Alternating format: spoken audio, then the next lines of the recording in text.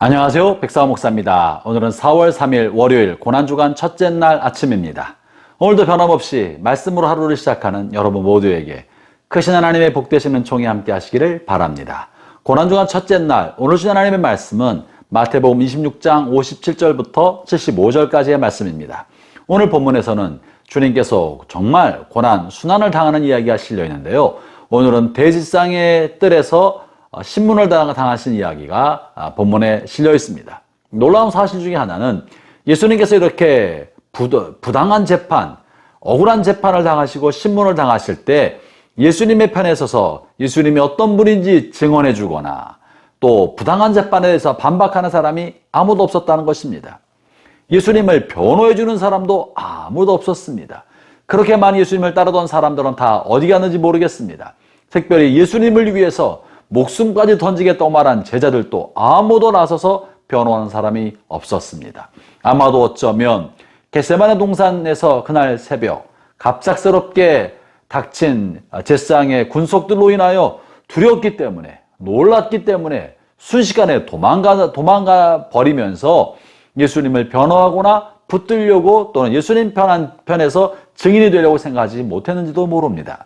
그런데 이런 와중에 단 한 사람 베드로가 예수님을 뒤따라가서 예수님이 신문당하시는 제사장의 집들까지 가게 된 것입니다. 베드로가 과연 이제 예수님의 편에 서서 예수님을 변호할 수 있을까요?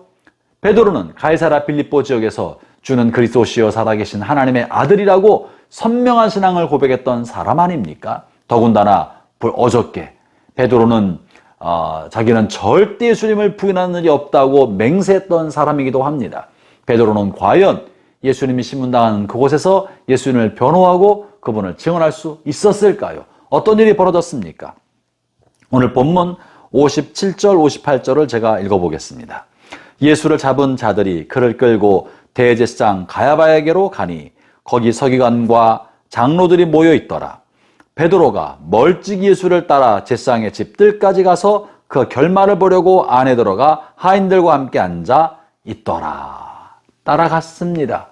그리고 그들은 하인들과 있으면서 그 안에서 일어나는 일들을 볼 수 있었습니다. 그런데 이 대제사장 집들에서 어떤 일이 벌어집니까? 오늘 본문 69절부터 75절까지에 보면 69절, 70절 제가 한번 읽어보죠. 베드로가 바깥들에 앉았더니 한 여종이 나와 이르되 너도 갈릴리 사람 예수와 함께 있었도다 하거늘 베드로가 모든 사람 앞에서 부인하여 이르되 나는 네가 무슨 말 하는지 알지 못하겠노라 하며 베드로는 예수님에 관해 증언할 수 있는 기회가 왔습니다. 특별히 하인 여종이 베드로에 대해 말을 하고 있는 거예요. 너도 갈릴리 사람 아니냐? 예수 곁에 있는 것을 내가 보았다. 그런데 베드로는 이 순간 예수님을 변호하고 증언할 수 있는 이 결정적 순간에 나는 예수님을 알지도 못한다. 네가 무슨 말 하는지도 모른다라고 딱 잡아떼며 부인했던 것입니다. 어쩌면 이럴 수가 있습니까?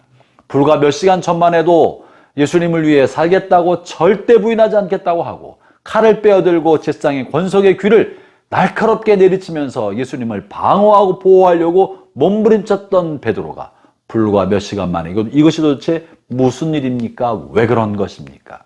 형제자매 여러분, 우리가 예수님을 위해 살겠다고 결단하고 말씀대로 살겠다고 하고 예수님을 결코 부인하지 않겠다고 작정하고 결단해도 베드로처럼 이렇게 순식간에 예수님을 부인하고 버릴 수도 있다는 사실을 알아야 합니다. 우리도 베드로처럼 될 수 있다는 것을 알아야 합니다. 왜 이런 일이 벌어졌습니까? 이것은 바로 예수님을 따라왔던 베드로의 의도가 잘못됐기 때문에 그런데요. 그것이 바로 58절에서 말하고 있는 내용이에요. 베드로가 멀찍이 예수를 따라 대제사장의 집 뜰에까지 가서 그 결말을 보려고 안에 들어가 하인들과 함께 앉았다. 베드로는 잡혀가는 예수님을 보호하기 위하여 따라온 것이 아닙니다. 베드로는 그저 예수님과 거리를 멀찌감치 두고 있었습니다. 자기는 예수님과 같은 운명에 처하지 않겠다고 멀리 떨어져 있었던 것입니다. 그러면서 예수님이 도대체 어떻게 되어가는가 그 결말을 보기 위하여 호기심으로 예수님을 따랐던 겁니다. 사랑하는 형제자매 여러분, 우리가 신앙생활하면서 얼마나 빈번히 예수님과 우리 자신을 분리시키고 멀리 떨어져서 지켜보고 있는지 모릅니다. 그리고 이 일에 관한 결말이 어떻게 됐는지 호기심 삼아 보려 할 때가 얼마나 많습니까? 믿음으로 기도한다고 하면서 정말로 기도하는 대로 될 것이라고 믿지 않고 내가 이 기적을 위해서 기도하는데 어떻게 하시나 하나님이 행하신 것을 지켜보자. 한번 지켜보자 하는 마음으로 기도할 때는 또 얼마나 많습니까? 우리가 예수를 믿고 하나님을 의지한다고 하지만 사실은 전적으로 믿지 않고 호기심 반 혹은 기대 반 걱정 반 이럴 때가 많은 것입니다. 이렇게 호기심 반 기대 반 걱정 반 예수님을 따르거나 기도하거나 또 그것을 믿음이라고 생각하고 있었던 사람들에게는 마지막 결정적인 시간이 되었을 때 예수님을 멀리하고 예수님을 부인하는 결과를 가져오게 되는 것입니다. 형제자매 여러분, 우리의 믿음이 호기심을 넘어서기를 바랍니다. 우리의 믿음이 그저 기대 반 혹은 걱정 반 적당히 하는 것을 넘어서기를 바랍니다.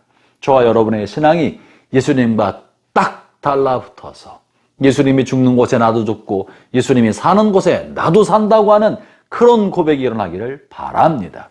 베드로는 불과 몇 시간 전까지만 해도 예수님을 방어할 것처럼 생각하고 목숨을 내놓을 것처럼 생각했지만 정작 위협이 다가왔을 때는 예수님으로부터 거리를 멀찌감치 두고 있는 비겁자요, 기회주의 모습을 보여주었습니다. 오늘 우리 안에 있는 이런 비겁자요, 기회주의 요소가 있다면 과감하게 청산하고 예수님과 하나가 되어서 예수님의 죽음이 나의 죽음, 예수님의 부활이 나의 부활이 되는 복된 은혜가 함께 하시기를 바랍니다. 아울러 본문에는 이 예수님 앞에 나와서 신문했던 대제사장 이야기가 본문에 또 실려 있는데요. 대제사장이 많은 증인들을 불러 온갖 말로 예수님을 거짓 증인하고 증언하게 하고 모함하고 예수님에게서 잘못을 찾아내려고 애를 쓰고 있었습니다. 그러나 그들의 말이 다 앞뒤가 맞지 않고 사실과 부합하지 않기 때문에 어떤 증언도 쓸만한 것이 없었습니다. 그러자 그가 이젠 발벗고 나서서 예수님을 직접적으로 공격하기 시작합니다. 그것이 무엇입니까? 63절의 이야기인데요. 예수님께서 침묵하시거늘 대제사장이 이르되 내가 너로 살아계신 하나님께 맹세하게 하노니 네가 하나님의 아들 그리스도이신지 우리에게 말하라. 직접적으로 이제 묻고 있는 거예요. 그럴 때 예수님이 어떻게 대답합니까? 64절입니다. 예수께서 이르시되 네가 말하였느니라. 그러나 내가 너희에게 이르노니 이후에 인자가 권능의 우편에 앉아 있는 것과 하늘 구름을 타고 오는 것을 너희가 보리라 하시니. 예수님이 굳이 이 말씀을 하지 않으셔도 괜찮았지만 예수님이 이렇게 말씀하시자 이것을 근거로 신성 모독이라는 죄를 만들어서 예수님을 예수님을 향하여 사형을 시키려고 의도하게 되었던 것입니다.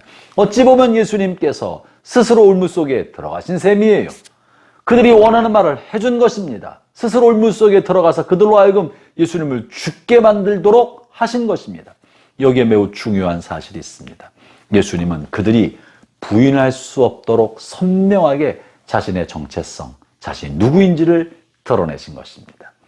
그들이 그저 모르고서 죽인 게 아니라 예수님 스스로 나는 너희가 말한 대로 나는 하나님의 아들 그리스도시다. 이후에 내가 하나님의 권능에 우편에 앉아 있는 것과 구름을 타고 이 땅에 올 것을 너희 눈으로 보게 될 것이다. 라고 하시면서 그들이 적당히 예수님을 배척하려 했던 적당한 마음을 끊어버리고 예수님 편에 서든지 거부자가 되든지 선명하게 자신의 입장을 정리하게 하신 것입니다. 형제자매 여러분, 믿음은 흙 아니면 백입니다. 믿음은 차든지 덥든지 하는 것입니다. 중간에 미지근하거나 있는 듯 없는 듯 해서는 베드로처럼 배신자가 되고 또 대제사장처럼 적당히 예수님을 예수님을 향하여 악하게 하지 않고 적당히 하랬던 사람들에게는 그러지 못하도록 예수님 편에 섰든지 예수님의 대적자가 되든지 둘 중 하나가 되도록 예수님은 오히려 선명하게 자신이 그리스도이심과 권능의 하나님 우편에 서실 것에 관한 이야기를 하신 것이죠. 형제자매 여러분, 오늘 하루 살아가는 동안에 여러분의 삶이 세상 사람과 또 하나님의 사람 사이에 적당히 양다리에 걸치지 아니하고 하나님의 사람다운 삶을 살아가는 결단이 있게 되기를 축원합니다. 기도하겠습니다. 하나님 아버지, 우리의 신앙이 하나님의 말씀 앞에 대하여 선명하게 설 수 있게 하여 주옵소서. 세상과 하나님 나라를 적당히 걸치고 있지 않게 해주시고 주님 편인 듯 아닌 듯하고 살지 않게 하여 주옵시며 주님이 죽는 곳에 나도 죽고 주님이 사시는 곳에 나도 산다는 믿음을 가지고 복음의 말씀대로 진리의 말씀대로 주의 가르침대로의 삶을 살아가도록 성령님 도와 주시옵소서. 예수님 이름으로 기도합니다. 아멘.